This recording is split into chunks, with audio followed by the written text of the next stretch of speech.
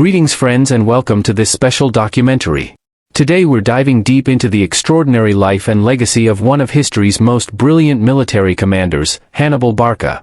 Have you ever wondered how one man managed to cross the treacherous Alps with an army of elephants in the dead of winter? Have you ever thought about how a general from a rebuilding Carthage could challenge the mighty Roman Empire for 16 long years, winning battle after battle on their own soil?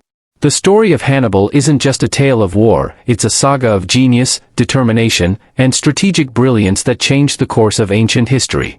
In this comprehensive one-hour journey, we'll unveil secrets about Hannibal's life that you've never heard before.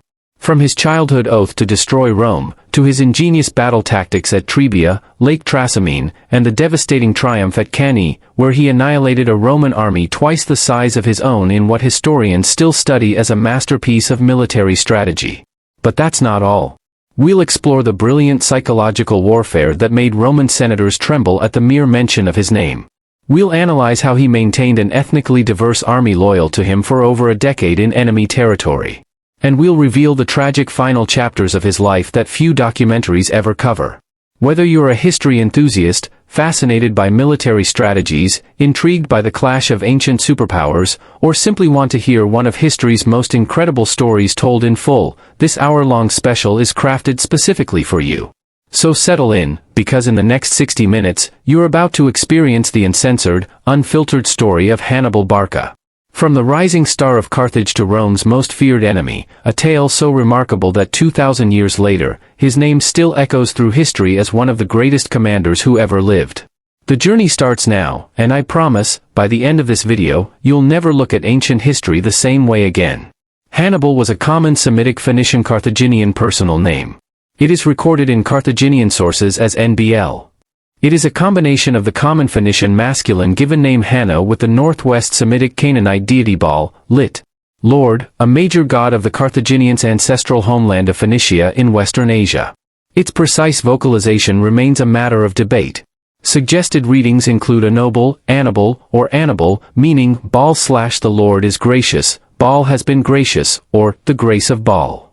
It is equivalent to the fellow Semitic Hebrew name Haniel. Greek historians rendered the name as Anubis. The Phoenicians and Carthaginians, like many West Asian Semitic peoples, did not use hereditary surnames but were typically distinguished from others bearing the same name using patronymics or epithets.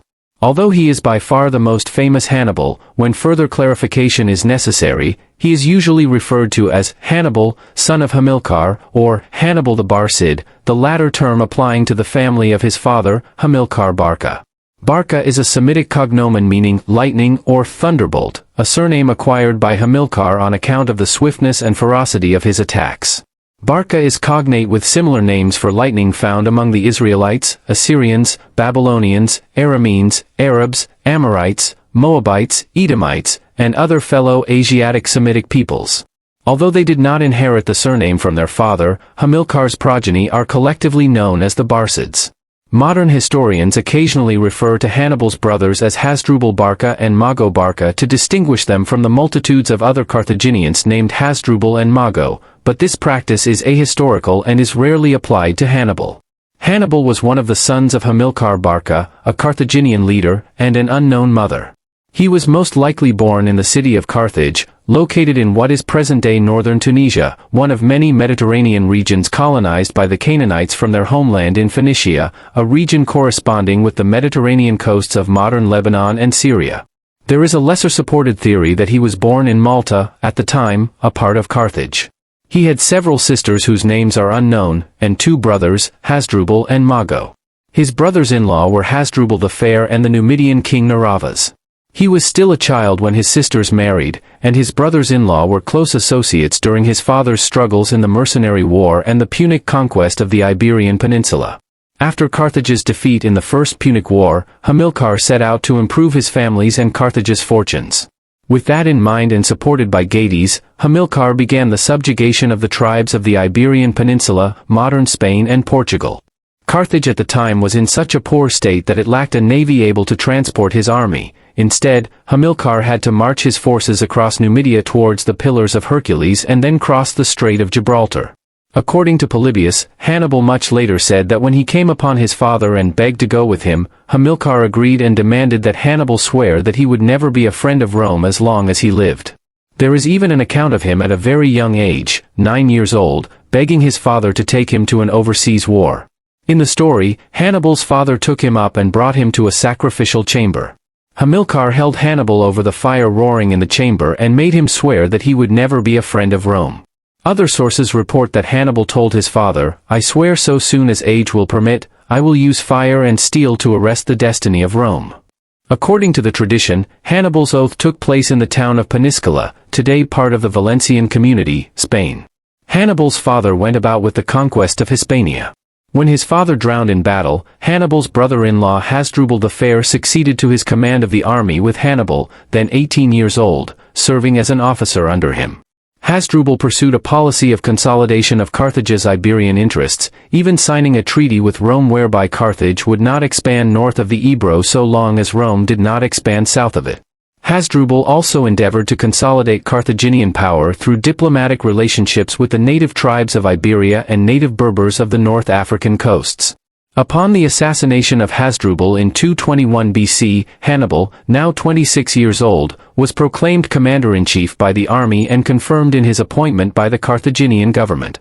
The Roman scholar Livy gives a depiction of the young Carthaginian. No sooner had he arrived, the old soldiers fancied they saw Hamilcar in his youth given back to them, the same bright look, the same fire in his eye, the same trick of countenance and features.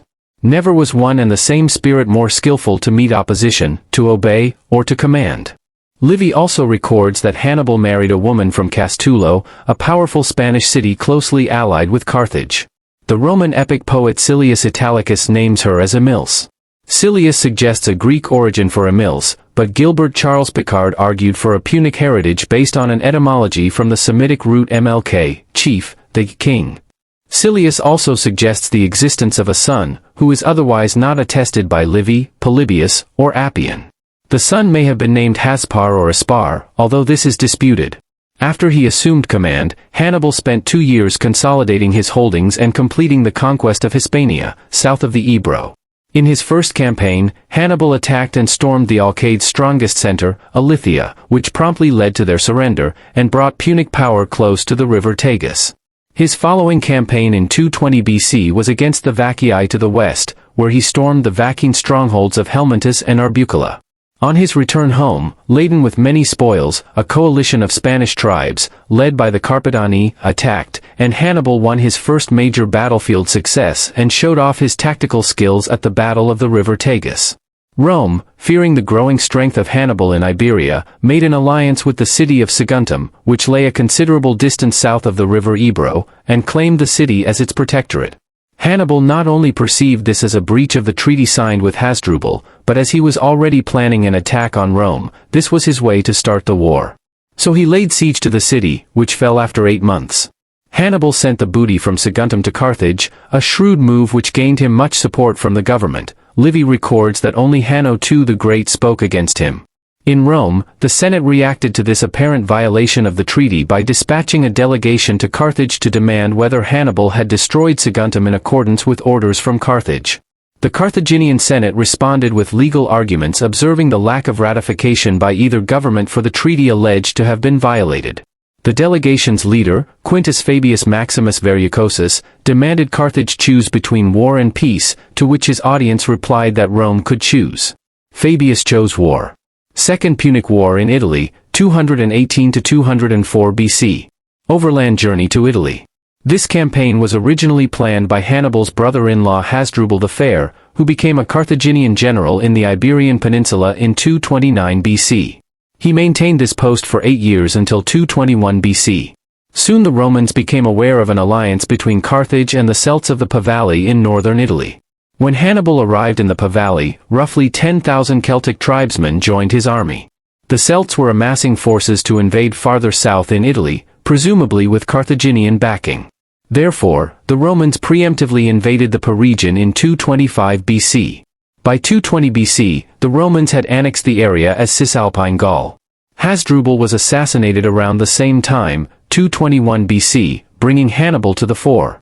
It seems that the Romans lulled themselves into a false sense of security, having dealt with the threat of a Gallo-Carthaginian invasion, and perhaps knowing that the original Carthaginian commander had been killed. Hannibal departed Cartagena, Spain, New Carthage, in late spring of 218 BC. He fought his way through the northern tribes to the foothills of the Pyrenees, subduing the tribes through clever mountain tactics and stubborn fighting. He left a detachment of 20,000 troops to garrison the newly conquered region. At the Pyrenees, he released 11,000 Iberian troops who showed reluctance to leave their homeland. Hannibal reportedly entered Gaul with 40,000 foot soldiers and 12,000 horsemen. Hannibal recognized that he still needed to cross the Pyrenees, the Alps, and many large rivers. Additionally, he would have to contend with opposition from the Gauls, whose territory he passed through. Starting in the spring of 218 BC, he crossed the Pyrenees and, by conciliating the Gaulish chiefs along his passage before the Romans could take any measures to bar his advance, was able to reach the Rhone by September. Hannibal's army numbered 38,000 infantry, 8,000 cavalry, and 38 elephants, almost none of which would survive the harsh conditions of the Alps. Hannibal outmaneuvered the natives who had tried to prevent his crossing, then evaded a Roman force marching from the Mediterranean coast by turning inland up the valley of the Rhone. His exact route over the Alps has been the source of scholarly dispute ever since. Polybius, the surviving ancient account closest in time to Hannibal's campaign, reports that the route was already debated. The most influential modern theories favor either a march up the valley of the Drôme and a crossing of the main range to the south of the modern highway over the Col de Montgenèvre, or a march farther north up the valleys of the Isère and Arc crossing the main range near the present Col de Mont-Cenis or the Little St. Bernard Pass. Recent numismatic evidence suggests that Hannibal's army passed within sight of the Matterhorn.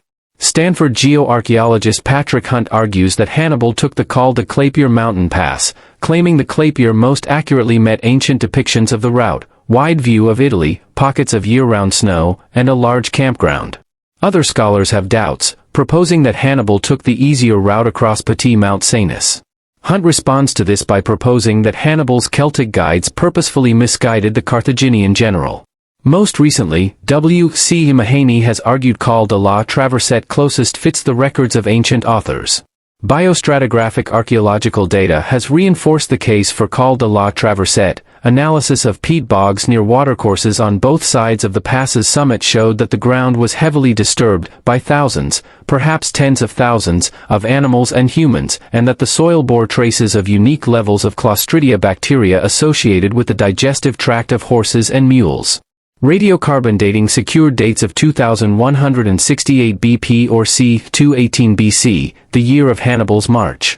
Mahaney et al. Have concluded that this and other evidence strongly supports the Col de la Traversette as being the Hannibalic route, as had been argued by Gavin de Beer in 1954. De Beer was one of only 3 interpreters, the others being John Lazenby and Jacob Seibert, to have visited all the Alpine high passes and presented a view on which was most plausible. Both de Beer and Seibert had selected the Col de la Traversette as the one most closely matching the ancient descriptions. Polybius wrote that Hannibal had crossed the highest of the Alpine passes. Col de la Traversette, between the upper Gil Valley and the upper Po River, is the highest pass. It is moreover the most southerly, as Varro in his De Re Rustica relates, agreeing that Hannibal's pass was the highest in Western Alps and the most southerly. Mahaney et al. Argue that factors used by de Beer to support Col de la Traversette including gauging ancient place names against modern, close scrutiny of times of flood in major rivers and distant viewing of the plains, taken together with massive radiocarbon and microbiological and parasitical evidence from the alluvial sediments either side of the pass furnish supporting evidence, proof if you will, that Hannibal's invasion went that way. If Hannibal had ascended the Col de la Traversette, the Po Valley would indeed have been visible from the pass's summit, vindicating Polybius's account. By Livy's account, the crossing was accomplished in the face of huge difficulties. These Hannibal surmounted with ingenuity, such as when he used vinegar and fire to break through a rockfall. According to Polybius, he arrived in Italy accompanied by 20,000 foot soldiers, 4,000 horsemen, and only a few elephants. The fired rockfall event is mentioned only by Livy. Polybius is mute on the subject and there is no evidence of carbonized rock at the only two-tier rockfall in the Western Alps, located below the Col de la Traversette. Mahaney, 2008. If Polybius is correct in his figure for the number of troops that he commanded after the crossing of the Rhone, this would suggest that he had lost almost half of his force. Historians such as Serge Lancel have questioned the reliability of the figures for the number of troops that he had when he left Hispania. From the start, he seems to have calculated that he would have to operate without aid from Hispania. Hannibal's vision of military affairs was derived partly from the teaching of his Greek tutors and partly from experience gained alongside his father, and it stretched over most of the Hellenistic world of his time. The breadth of his vision gave rise to his grand strategy of conquering Rome by opening a northern front and subduing allied city-states on the peninsula, rather than by attacking Rome directly. Historical events that led to the defeat of Carthage during the First Punic War, when his father commanded the Carthaginian army, also led Hannibal to plan the invasion of Italy by land across the Alps. The task involved the mobilization of between 60,000 and 100,000 troops and the training of a war elephant corps, all of which had to be provisioned along the way. The Alpine invasion of Italy was a military operation that would shake the Mediterranean world of 218 BC with repercussions for more than 2 decades. Hannibal's perilous march brought him into the Roman territory and frustrated the attempts of the enemy to fight out the main issue on foreign ground. His sudden appearance among the Gauls of the Po Valley, moreover, enabled him to detach those tribes from their new allegiance to the Romans before the Romans could take steps to check the rebellion. Publius Cornelius Scipio was the consul who commanded the Roman force sent to intercept Hannibal. He was also the father of Scipio Africanus. He had not expected Hannibal to make an attempt to cross the Alps, since the Romans were prepared to fight the war in the Iberian Peninsula. With a small detachment still positioned in Gaul, Scipio made an attempt to intercept Hannibal. He succeeded, through prompt decision and speedy movement, in transporting his army to Italy by sea in time to meet Hannibal. Hannibal's forces moved through the Po Valley and were engaged in the Battle of Ticinus. Here, Hannibal forced the Romans to evacuate the plain of Lombardy, by virtue of his superior cavalry. The victory was minor, but it encouraged the Gauls and Ligurians to join the Carthaginian cause. Their troops bolstered his army back to around 40,000 men. Scipio was severely injured, his life only saved by the bravery of his son, who rode back onto the field to rescue his fallen father. Scipio retreated across the Trebia to camp at Placentia with his army mostly intact. The other Roman consular army was rushed to the Po Valley.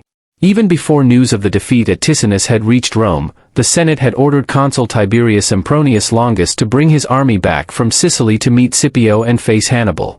Hannibal, by skillful maneuvers, was in position to head him off, for he lay on the direct road between Placentia and Arminum, by which Sempronius would have to march to reinforce Scipio. He then captured Clastidium, from which he drew large amounts of supplies for his men. But this gain was not without loss, as Sempronius avoided Hannibal's watchfulness, slipped around his flank, and joined his colleague in his camp near the Trebia River near Placentia. There Hannibal had an opportunity to show his masterful military skill at the Trebia in December of the same year, after wearing down the superior Roman infantry, when he cut it to pieces with a surprise attack and ambush from the flanks.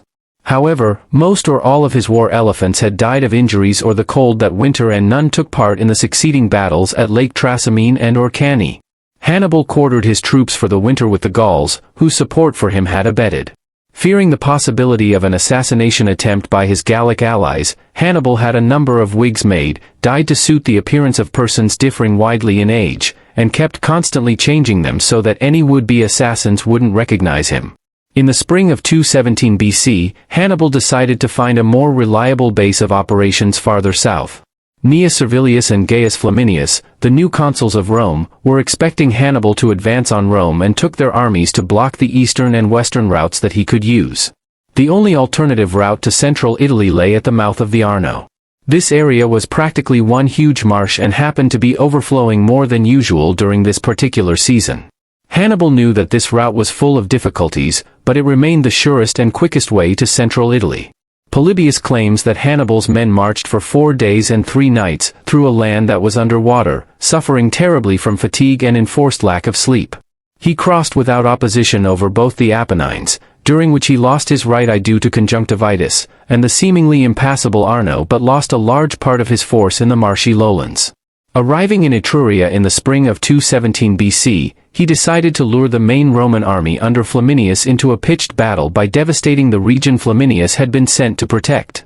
As Polybius recounts, he, Hannibal, calculated that, if he passed the camp and made a descent into the district beyond, Flaminius, partly for fear of popular reproach and partly of personal irritation, would be unable to endure watching passively the devastation of the country but would spontaneously follow him and give him opportunities for attack.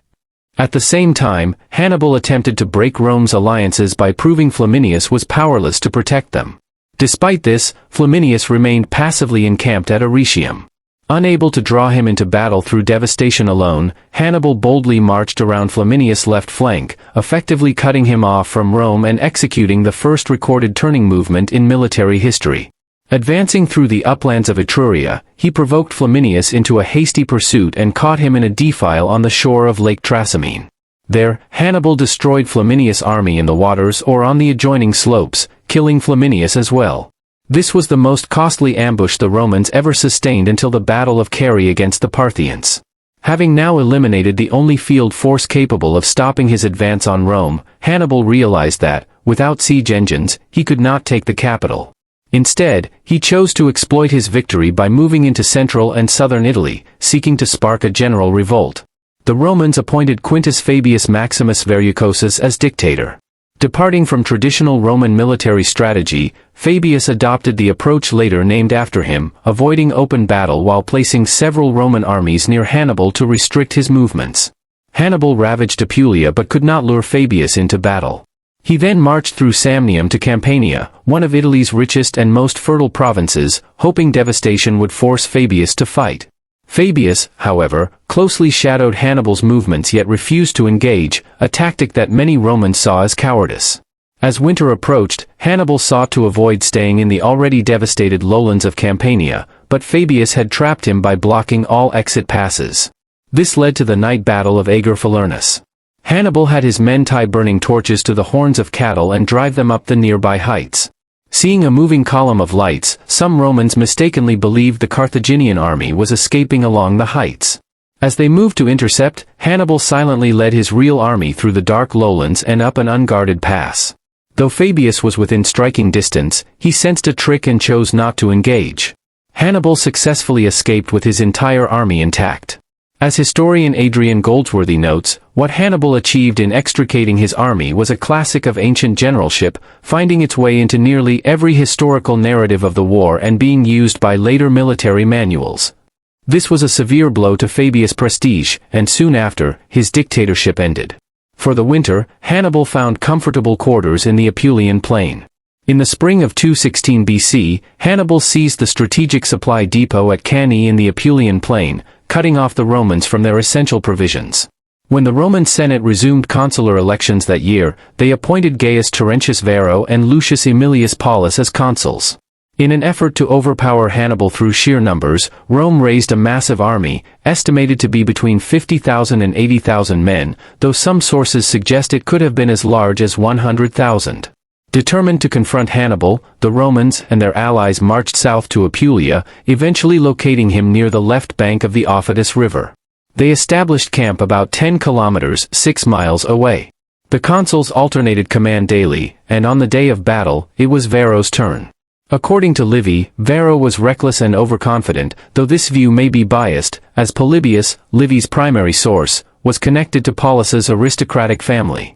Some historians argue that the army's sheer size required both consuls to command separate wings, which may explain why Varro was later pardoned by the Senate despite the catastrophic defeat. Hannibal expertly lured the Romans into a trap using an envelopment tactic that neutralized their numerical advantage. He positioned his least reliable infantry in the center in a forward-curving semicircle. As the Roman legions pushed through this seemingly weak center, the Carthaginian forces gradually withdrew, drawing the Romans further in. Meanwhile, Hannibal's Gallic and Numidian cavalry controlled the flanks, engaging and overwhelming the Roman cavalry. Under the command of Maharbal, the swift Numidian cavalry shattered the Roman horsemen on one flank, while Hannibal's Iberian and Gallic heavy cavalry, led by Hanno, defeated the Roman heavy cavalry on the other. With both flanks secured, the victorious Carthaginian cavalry turned and struck the Roman infantry from behind, completing the encirclement. Hannibal's tactical brilliance resulted in the near-total destruction of the Roman army. Sources estimate that between 50,000 and 70,000 Roman soldiers were either killed or captured. Among the dead were Consul Lucius Aemilius Paulus, 2 former consuls, 2 quaestors, 29 of the 48 military tribunes, and around 80 senators. Given that the Roman Senate consisted of roughly 300 members, this meant nearly 25 to 30% of Rome's governing body perished in a single day, making Cannae one of the most devastating defeats in Roman history and one of the bloodiest battles of all time. In the aftermath, Rome avoided direct engagements with Hannibal, opting instead for a strategy of attrition, leveraging its superior manpower, supply lines, and defensive advantages. Hannibal, despite his victory, did not march on Rome, likely due to a lack of reinforcements and siege equipment from Carthage. This led his cavalry commander, Hannibal, to remark, "Hannibal, you know how to win a victory, but not how to use one." Hannibal's success at Cannae inspired many Italian regions to defect from Rome. As Polybius observed, before that fateful day, Rome's allies remained loyal. Afterward, their confidence in Roman power wavered. That same year, Greek cities in Sicily revolted, and King Philip V of Macedon allied with Hannibal, sparking the First Macedonian War against Rome. Additionally, Hannibal secured an alliance with Hieronymus, the new tyrant of Syracuse. Some historians argue that if Carthage had adequately supported Hannibal with troops and resources, he might have successfully attacked Rome itself. Instead, he focused on securing his position in Italy, capturing key fortresses and establishing Capua, Italy's second-largest city, as his new base. However, far fewer Italian city-states joined him than he had anticipated, limiting his strategic gains despite the overwhelming victory at Cannae. The war in Italy reached a strategic stalemate as the Romans adopted the attritional tactics championed by Fabius Maximus, realizing that this was the most effective way to counter Hannibal. Fabius, nicknamed Cunctator, the Delayer, avoided direct battles with Hannibal, instead wearing down his forces through smaller, targeted assaults. The Romans refused to engage in large-scale confrontations, instead deploying multiple smaller armies to harass Hannibal's troops, depleting their strength and morale.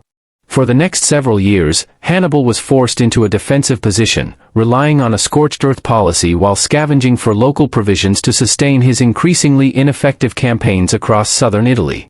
His major operations were reduced to minor engagements, primarily around the cities of Campania. Meanwhile, Hannibal's forces, especially those commanded by his lieutenants, struggled to hold their ground. His allies, both Carthage and Philip V of Macedon, failed to provide significant reinforcements, leaving him in an increasingly precarious position. Although he continued to win significant battles, such as the destruction of 2 Roman armies in 212 BC and the killing of 2 consuls, including the renowned Marcus Claudius Marcellus in 208 BC, his ability to turn these victories into lasting strategic gains diminished. Over time, Hannibal began to lose ground, suffering from inadequate support from his Italian allies, abandonment by the Carthaginian government, either due to political jealousy or logistical constraints, and the overwhelming resources of Rome. He was never able to achieve another decisive victory like Cannae that could fundamentally alter the course of the war. Carthaginian politics played a crucial role in shaping Hannibal's fate. While a Carthaginian Senate existed, true power rested with the Council of 30 Nobles and the 104, an elite judicial board composed of ruling families. The government was divided into 2 factions, the War Party, led by the Barcid family, to which Hannibal belonged, and the Peace Party, led by Hanno II the Great. Hanno had played a key role in preventing Hannibal from receiving reinforcements after Cannae. From the beginning, Hannibal waged war without the full backing of the Carthaginian leadership. His attack on Saguntum had forced the oligarchy into a choice: go to war with Rome or lose influence in Iberia. However, it was the oligarchy, not Hannibal, that controlled Carthage's strategic resources. Throughout the campaign, Hannibal repeatedly requested reinforcements from Iberia and North Africa, but his lost troops were often replaced by less trained and less motivated mercenaries from Italy and Gaul. Carthage's ruling elite, driven by commercial interests, prioritized the defense and supply of Iberia over supporting Hannibal's campaign in Italy, ultimately limiting his ability to capitalize on his early successes. In March 212 BC, Hannibal launched a surprise attack and captured Tarentum, but he failed to gain control of its harbor. The tide of war was slowly turning against him and in favor of Rome. That same year, the Roman consuls laid siege to Capua. Hannibal launched an attack, forcing them to withdraw from Campania. He then moved to Lucania and destroyed a 16,000-man Roman army at the Battle of the Salaris, leaving 15,000 Romans dead. Shortly after, another opportunity arose, and Hannibal annihilated an 18,000-man Roman army at the First Battle of Herdonia, killing 16,000 and temporarily securing Apulia for the year. However, in 211 BC, the Romans mounted another siege of Capua, ultimately conquering the city. Hannibal's attempt to break the siege with a direct assault on Roman lines failed. In a bold maneuver, he marched toward Rome itself, hoping to force the recall of the besieging armies. While this action drew off 15,000 Roman soldiers, the siege continued, and Capua eventually fell. Meanwhile, in Sicily, Roman forces under Marcellus captured Syracuse in 212 BC and destroyed the remaining Carthaginian forces by 210 BC. That same year, Rome entered an alliance with the Aetolian League to counter Philip V of Macedon, who had sought to exploit Rome's distraction in Italy. This new alliance forced Philip to fight on multiple fronts, leading to his swift defeat by Rome and its Greek allies. Despite these setbacks, Hannibal continued to demonstrate his tactical brilliance. In 210 BC, he inflicted another severe defeat on the Romans at the Battle of Herdonia in Apulia, and in 208 BC, he crushed a Roman force besieging Locri at the Battle of Pedalia. However, with the loss of Tarentum in 209 BC and the steady Roman reconquest of Samnium and Lucania, his control over southern Italy was slipping away. In 207 BC, he made his way back into Apulia, awaiting an opportunity to coordinate a joint march on Rome with his brother Hasdrubal. However, upon learning of Hasdrubal's crushing defeat and death at the Battle of the Metaurus, Hannibal retreated to Calabria, where he remained for several years. The Romans sent a grim message by cutting off Hasdrubal's head, carrying it across Italy, and throwing it into Hannibal's camp, a stark symbol of Rome's relentless resolve. These events signaled the end of Hannibal's campaign in Italy. His brother Mago's failed campaign in Liguria, 205 to 203 BC, and his unsuccessful negotiations with Philip V sealed his fate. By 203 BC, after nearly 15 years of warfare in Italy, Hannibal was recalled to Carthage as Roman forces, led by Scipio Africanus, prepared to invade North Africa. Returned to Carthage and the Battle of Zama. In 203 BC, the war party in Carthage recalled Hannibal from Italy. Before departing, he left a record of his expedition inscribed on bronze tablets in the temple of Juno Lacinia at Crotona. Upon his return to Africa, his presence immediately restored the influence of the war faction, and he was placed in command of a force composed of African levies and his battle-hardened mercenaries from Italy. In 202 BC, Hannibal and Scipio met in a peace conference, but negotiations failed. Despite their mutual respect, the Romans distrusted Carthage due to its repeated breaches of treaties, including the attack on Saguntum and an assault on a stranded Roman fleet. Rome had already approved a peace plan, under which Carthage would retain its African territories but lose its overseas empire. Massinissa, the Numidian leader, would become independent, Carthage would be required to reduce its fleet, and a war indemnity would be imposed. However, Carthage made a crucial mistake. Its citizens, weary of war, captured and looted a stranded Roman fleet in the Gulf of Tunis, inflaming tensions. Encouraged by Hannibal's return and newly acquired supplies, the Carthaginians rejected the treaty, prompting a final confrontation. The decisive Battle of Zama soon followed, where Hannibal suffered a devastating defeat, shattering his aura of invincibility and bringing the Second Punic War to an end. Unlike most battles of the Second Punic War, at Zama, the Romans had superior cavalry, while the Carthaginians had the edge in infantry. The Roman advantage in cavalry was largely due to the defection of Massinissa, who had previously aided Carthage in Iberia but switched sides in 206 BC in exchange for land and out of personal conflicts with Syphax, a Carthaginian ally. Although Hannibal was mentally exhausted and in declining health after years of campaigning in Italy, the Carthaginians still had numerical superiority and were reinforced by 80 war elephants. The Roman cavalry swiftly routed the Carthaginian cavalry, while the Roman forces successfully neutralized the Carthaginian war elephants using tactics such as loud trumpets to frighten them into turning back into their own lines. Some historical accounts suggest that the elephants inadvertently disrupted the Carthaginian cavalry rather than the Romans, while others argue that Hannibal had planned a tactical retreat. Regardless, the battle remained closely contested. At one point, Hannibal seemed on the verge of victory, but Scipio managed to rally his troops. Eventually, the Roman cavalry, after having routed their Carthaginian counterparts, attacked Hannibal's rear, leading to a complete collapse of the Carthaginian formation. With their greatest general defeated, Carthage had no choice but to surrender. The Carthaginians lost approximately 20,000 troops, with another 15,000 wounded, while the Romans suffered only around 2,500 casualties. This final major battle of the Second Punic War shattered Hannibal's standing among his fellow Carthaginians. The conditions of defeat ensured that Carthage could never again challenge Rome for Mediterranean dominance. Later career. Peacetime Carthage, 200 to 196 BC. At the conclusion of the Second Punic War in 201 BC, Hannibal was still only 46 years old and quickly proved himself a capable statesman. Carthage, burdened with an indemnity of 10,000 talents, elected him as suffete, chief magistrate, of the Carthaginian state. After an audit confirmed that Carthage had the resources to pay its indemnity without increasing taxes, Hannibal initiated financial reforms aimed at eliminating corruption and recovering embezzled funds. The principal beneficiaries of these financial misappropriations were the oligarchs of the ruling 104.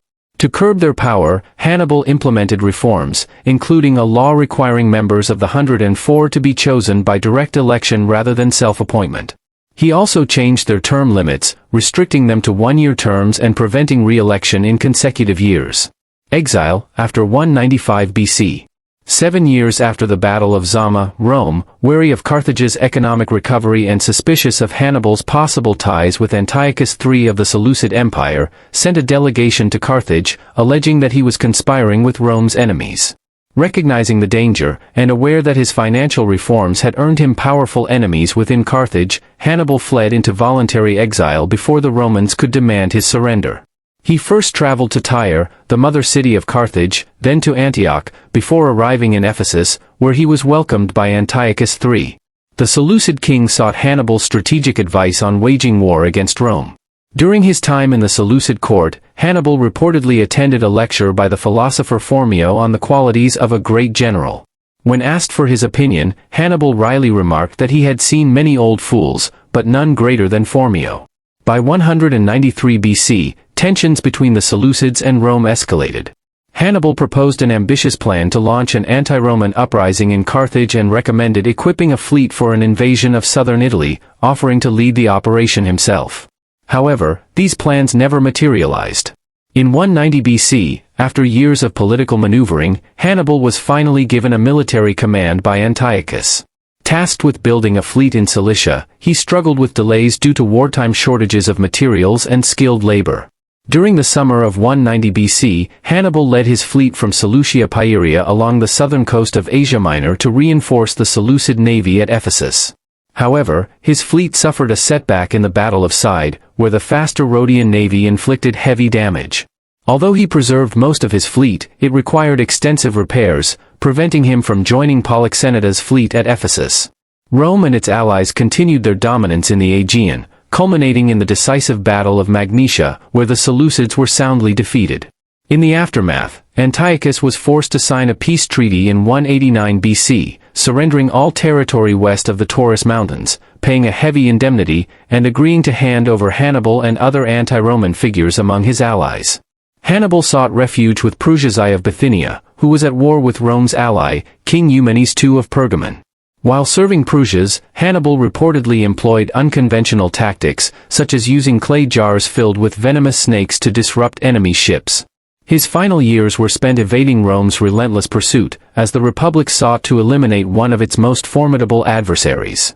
Death and final days. As Rome continued its relentless pursuit of Hannibal, it eventually pressured Bithynia into surrendering him. King Prusias, unwilling to defy Rome, agreed. However, Hannibal refused to be captured. The exact details of his death are uncertain.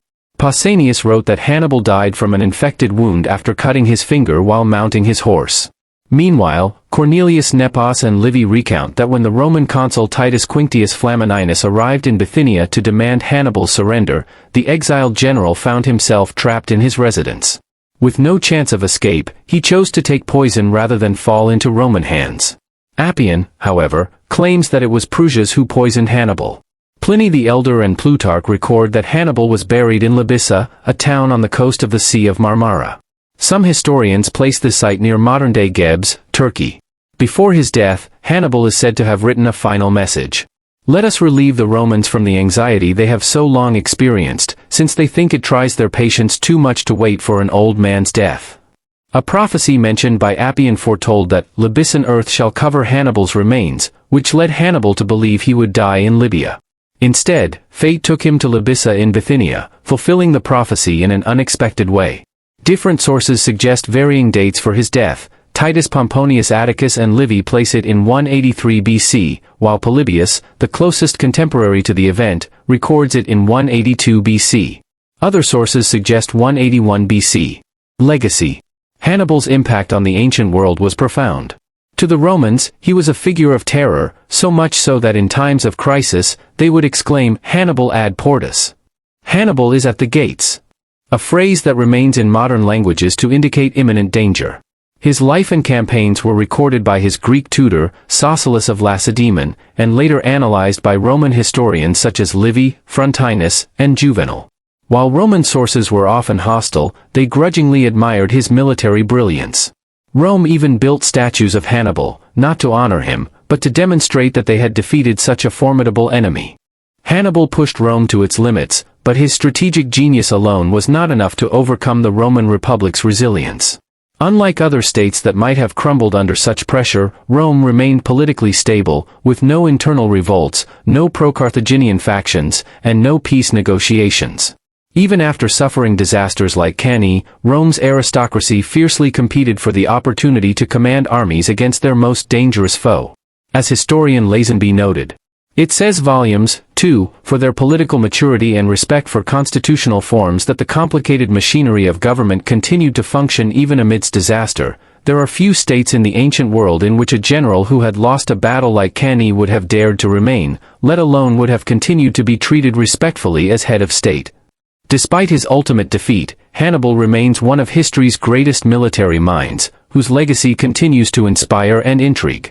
Fear and resilience, Rome's response to Hannibal. According to the historian Livy, Hannibal's military genius instilled deep fear in the Romans. During his march toward Rome in 211 BC, the city was thrown into panic. A messenger, having traveled non-stop from Fregellae, brought urgent news that created widespread alarm. The wailing cry of the matrons was heard everywhere, not only in private houses but even in the temples. Here they knelt and swept the temple floors with their disheveled hair and lifted up their hands to heaven in piteous entreaty to the gods that they would deliver the city of Rome out of the hands of the enemy and preserve its mothers and children from injury and outrage. Livy. Despite the chaos, the Senate remained steadfast. Rather than recalling legions from other fronts, they resolved to maintain the siege of Capua while dispatching 15,000 infantry and 1,000 cavalry to defend Rome.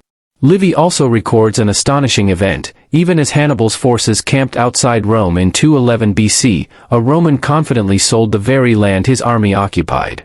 While some historians question the accuracy of this account, it illustrates Rome's unshaken belief in ultimate victory. Lazenby notes, "This could well be, exemplifying as it does not only the supreme confidence felt by the Romans in ultimate victory, but also the way in which something like normal life continued. Even after the catastrophic defeat at Cannae, Rome refused to surrender or divert forces from its overseas campaigns.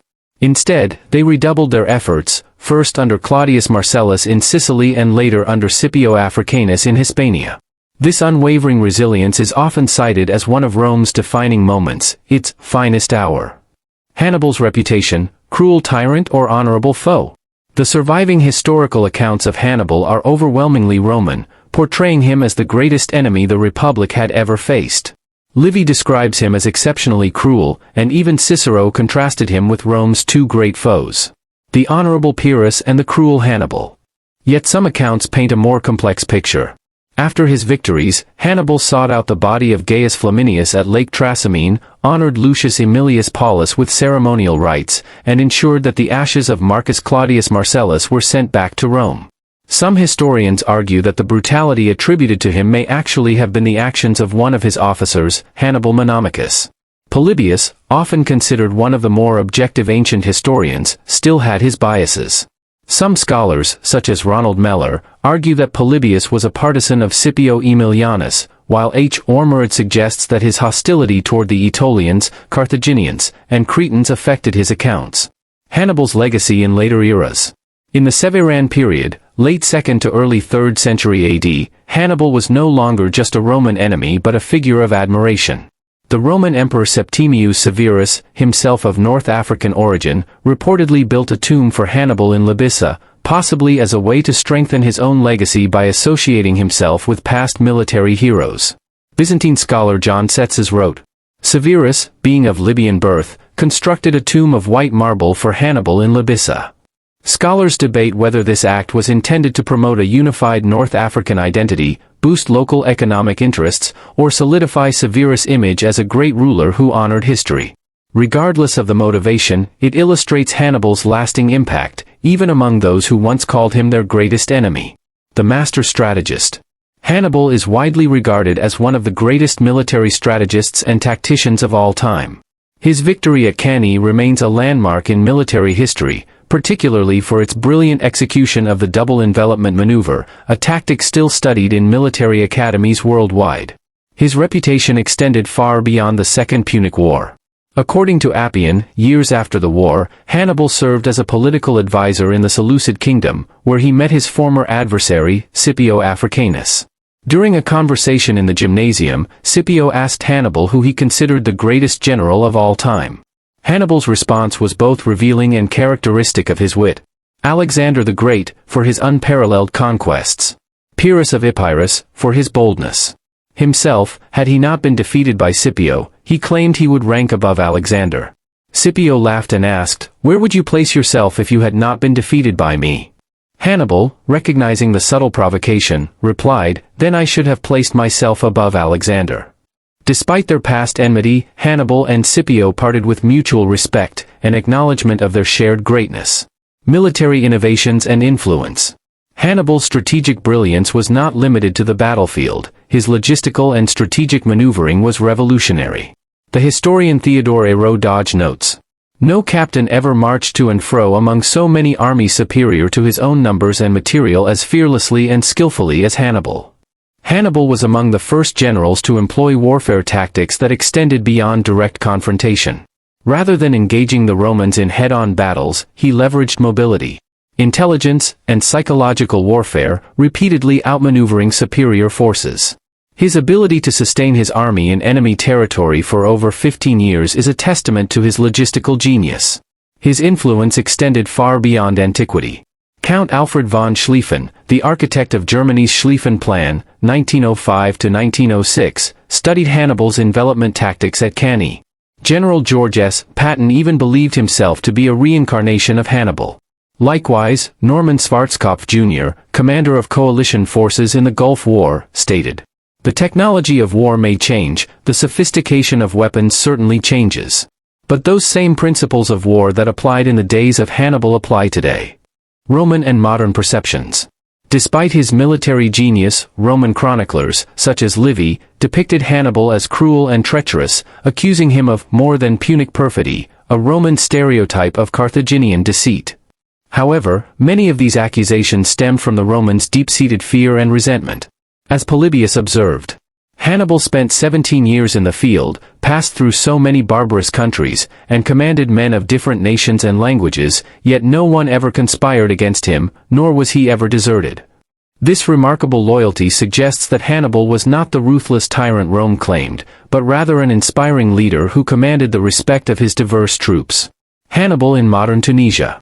Hannibal remains a revered figure, especially in Tunisia, the modern successor to Carthage. His face appears on the Tunisian 5-dinar bill, and a street in Carthage bears his name, as does a station on the TGM railway line, Carthage-Hannibal. A private television network, Hannibal TV, also carries his name. There are even plans for a 17-meter, 56-foot, Colossus of Hannibal on the Bursa Hill, overlooking Tunis, a testament to his enduring legacy as one of history's greatest military leaders. And so ends the remarkable story of Hannibal Barca, a man who shook the foundations of the mightiest empire the ancient world had ever seen. From the snow-capped peaks of the Alps to the blood-soaked fields of Cannae, we followed the journey of a strategic genius whose name struck fear into the hearts of Romans for generations. Though he never conquered Rome itself, Hannibal's legacy lives on in military academies worldwide, where his tactics are still studied over 2,000 years later. Perhaps the greatest testament to Hannibal's impact is not just what he accomplished, but how he accomplished it, uniting diverse peoples under a singular vision, outthinking rather than outmuscling his opponents, and demonstrating that even the mightiest empire had vulnerabilities that could be exploited by a brilliant mind. If you enjoyed this deep dive into one of history's greatest commanders, please take a moment to like this video and subscribe to our channel. Your support helps us create more in-depth historical content like this. What other legendary historical figures would you like to see featured in our next documentary? Let us know in the comments below. Until next time, remember Hannibal's own words that echo through the centuries: we will either find a way or make one. Thank you for joining us on this historical journey.